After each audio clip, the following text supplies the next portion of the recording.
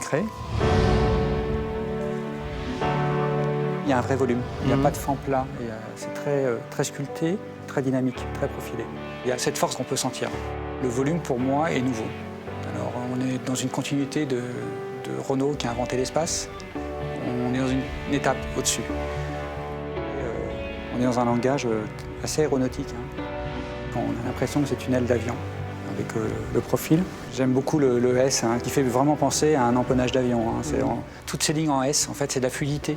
Ça crée une stature à la voiture.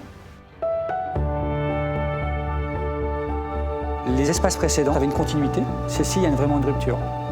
C'est tout en détail. Ce que j'aime beaucoup sur l'extérieur sont tous les aspects de traitement des chromes. Tout est traité avec subtilité. C'est de l'élégance à la française, c'est la haute couture.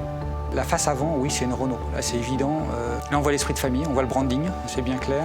Je trouve que Renault vraiment ose faire des nouveaux volumes, continuer d'inventer des volumes comme ça.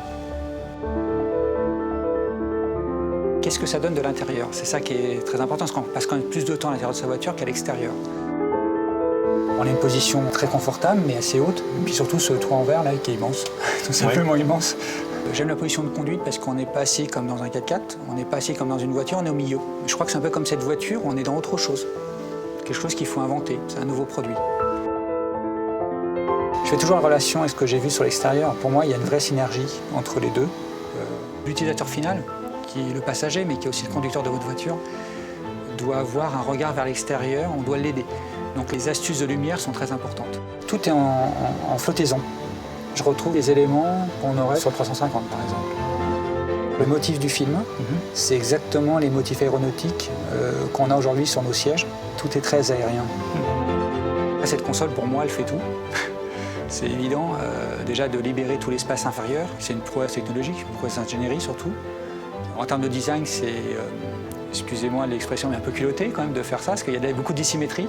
Et ça, c'est vraiment très difficile à faire. Pas facile d'intégrer un écran. Et là, il y a une cohérence, l'écran est une pièce. Là, je me retrouve dans des valeurs Renault. On sent vraiment qu'on est dans un futur de l'espace.